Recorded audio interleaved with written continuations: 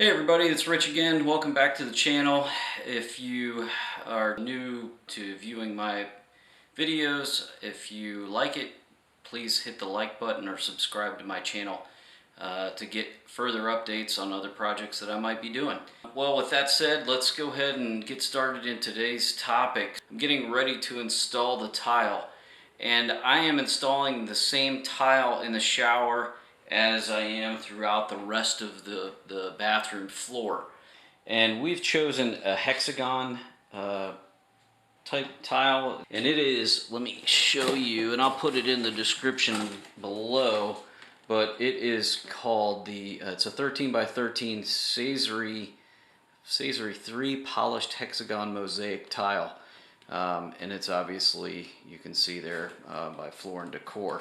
So the first thing that you want to do before you begin any kind of tiling is you want to lay it out so that you have an understanding of what the best way to lay the tile is, what will look the best. So many people will start their tiling and start at the beginning here and use a full tile right there, thinking that that will be easier. You'll end up having to make cuts over on this side, and you'll make cuts over on the far wall and over there, so it really doesn't matter. You're going to have to make cuts at most of the points anyway.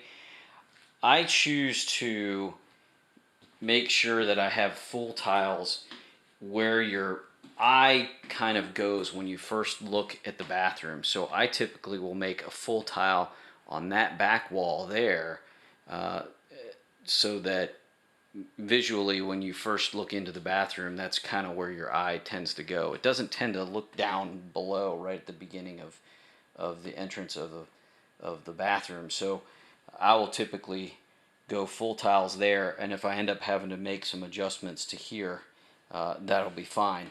The only issue that I see with these mosaics is that they're so small that I'm going to have cuts no matter what I do, so it really doesn't matter all that much.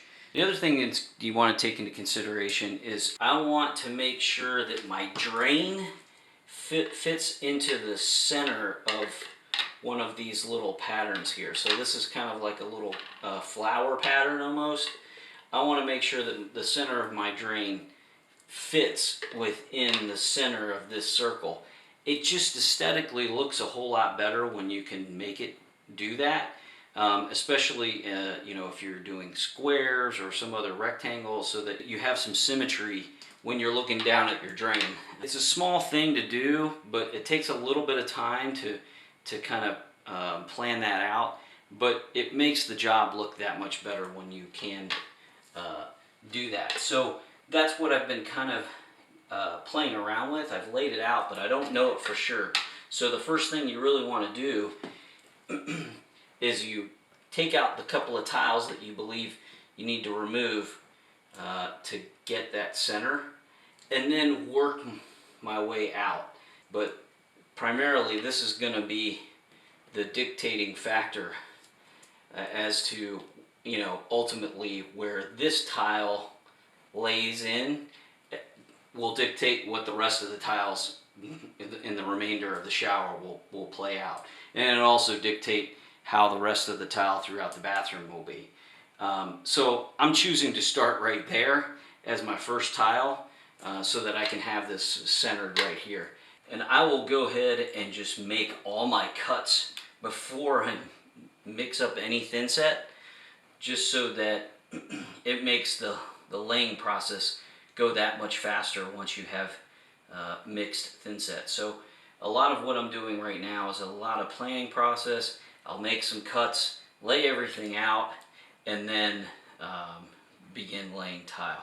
So that's the process of doing it. So now it's just a matter of going about and executing that.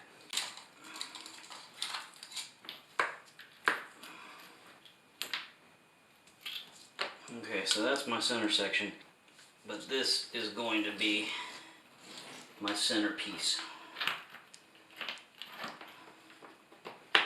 So I just need to line that up.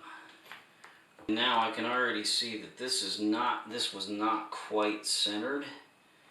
This point needs to be in the center of the actual drain pipe to make it centered. So I'm going to have to shift it over some to make that work.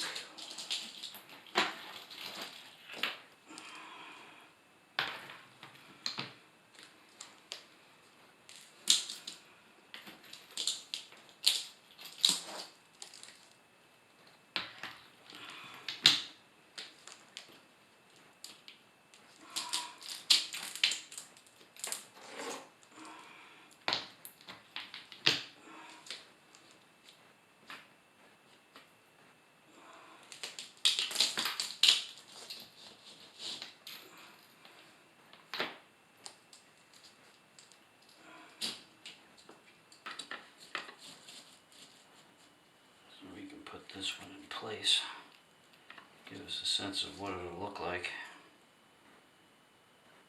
and see if we need to make any adjustments. I'm just trying to get the spacing right.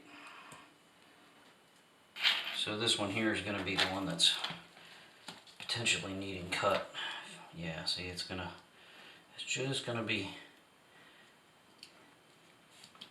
just a little long right there.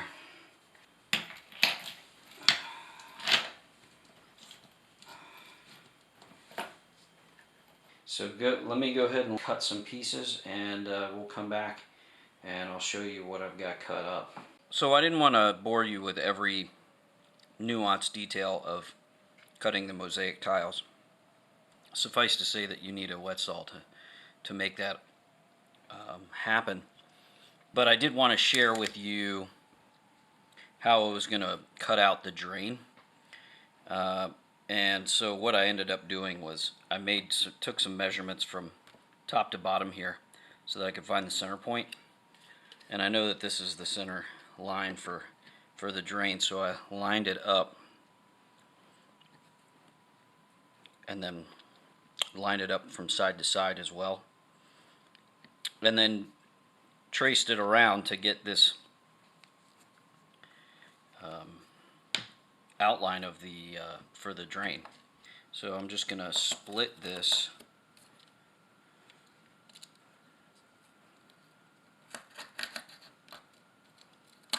right here along this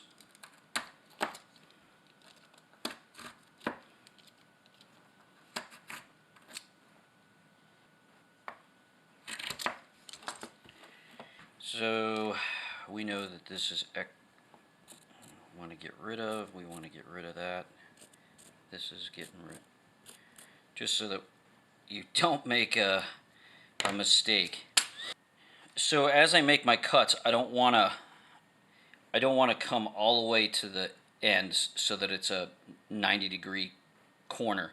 I want to kind of round these over a little bit because of the way the drain is. It's a little bit rounded, and then it also just makes the finish look a lot nicer to round those edges. And you can't really do that with the wet saw, but you can do it with the grinder. So I'll come down close, and then I'll finish it off with the grinder to kind of make it a rounded edge once I get that done. This is my Harbor Freight Special 7-inch tile cutting saw. It's a wet saw. It's not the best in the world, but it'll do the job. I got a better blade, and it will cut fairly straight. And so for straight cuts and things like this, it works just fine. And it's a whole lot more space saving than some of the other more expensive ones.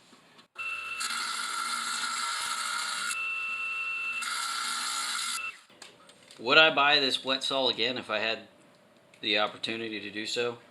I'm going to say no, because for one of the reasons of sliding it on this metal plate, you have the potential of scratching the tile surface, and you really have to have it face down so that you can have a clean cut on this side because of the way that the tile blade is facing. Much better to have a fixed blade overhead and have a rolling table underneath. And the other byproduct of having it in like a table saw is that the water throws, and it throws right at you. I mean, this cover basically keeps it from going up in the air, but I have to lift it up so that I can see the blade, and that means that the water basically comes right at me. So that's the reason why I'm wearing this old Gore-Tex hunting jacket, so that I don't get soaking wet, because it throws water everywhere. So if this breaks, I'm getting another one that's a much better unit. I was just trying to be cheap, and yeah, you get what you pay for sometimes. So sometimes Harbor Freight works, and sometimes not so much.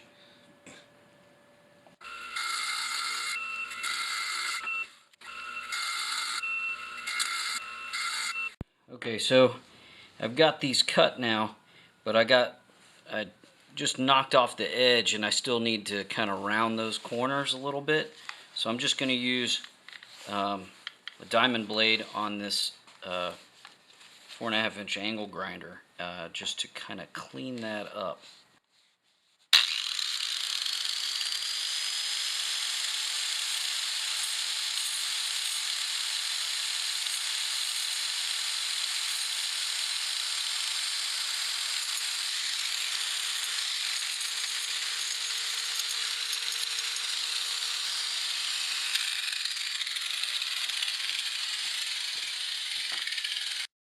Okay, so I think we got it pretty close. It gives us a little bit of play for grout, but we'll just have to see how it fits. If I need to shave it a little bit more on the inside just to make it give myself enough space for grout, I think I will. But I think that looks pretty good. Alright, so I got the pieces of tile that I cut.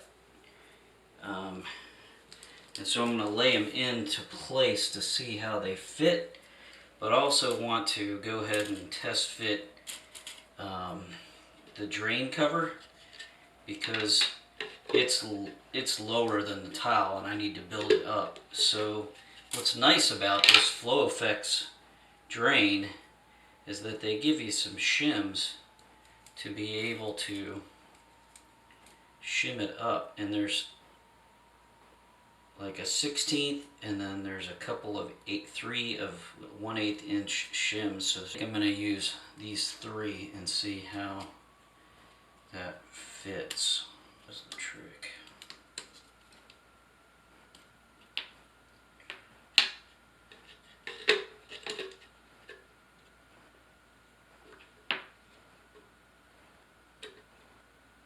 That's pretty close to level. It's good that we got a little bit of adjustment in these tiles. Can kind of move around too, so it's not. But I think that's going to be good, and it's right centered. It's going to be nice and flush. So while I was outside, I was able to cut a bunch of these. I cut all these tiles here. They're not the greatest in the world, but the wall tile is going to cover this up, so it's not a big deal. Same thing with these. I got a whole bunch cut for that. And then over here I got them all cut as well. As it states now, I mean, this is good for starting to tile. But you want to, lay this out before you actually put any thin set, because, you're going to have to play around with it and might end up having to cut here and grind a little bit there to get it the way you want, and it's just going to be a whole lot easier to do it when it's dry and not, you're not messing around with a bunch of thin set. But it gives me, the basic starting point for me to go ahead and start tiling, knowing that things will be square and straight as I continue with the solid pieces throughout. the planning is the key to having a good tile job, so you don't just want to start tiling and not have everything laid out and in these areas to have them cut. Before I pull everything up, I took a magic marker, not a Sharpie, because I want it to be able to wipe clean. I got one of the kids' old Crayola type markers to make some marks on the tiles, because I don't want to have to know which one and try to remember which one it is.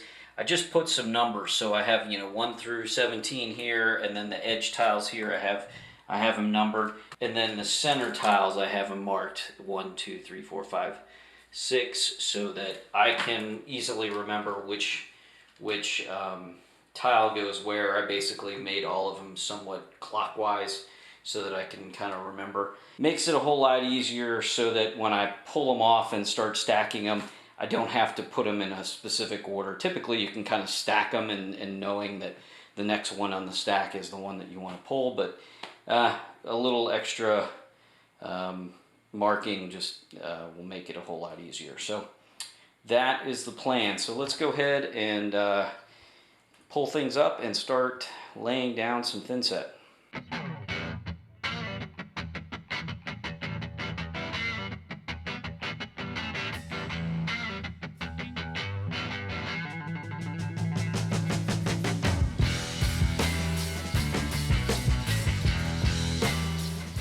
So I want to test it to make sure that this is going to get good coverage, because you want to make sure that you get at least 95% coverage in the shower. So this is a 3/16 by 1/4 inch V-notch trowel, and I want to see if it's actually going to get good coverage. So we're just going to test this out by throwing it down.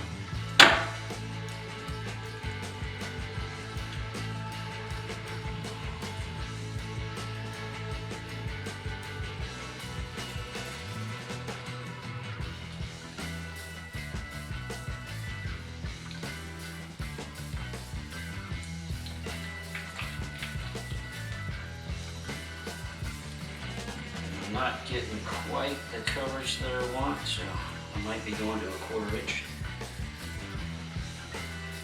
That's probably about 80%, but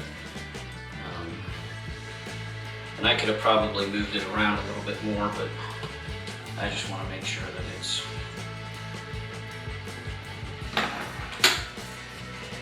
got good coverage. So we're going to go ahead and use the other one.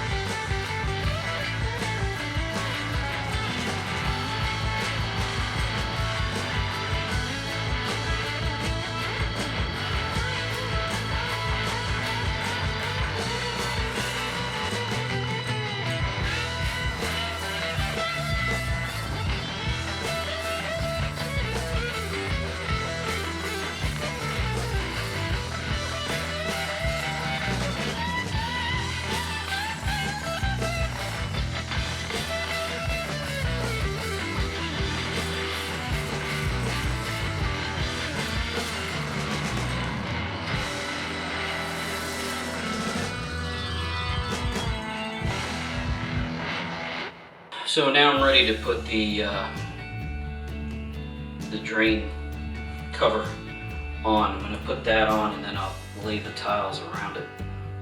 But you want to make sure that you get the shims all nice and coated and there aren't any voids in here, so that it has good contact. And they want you to fill this as well,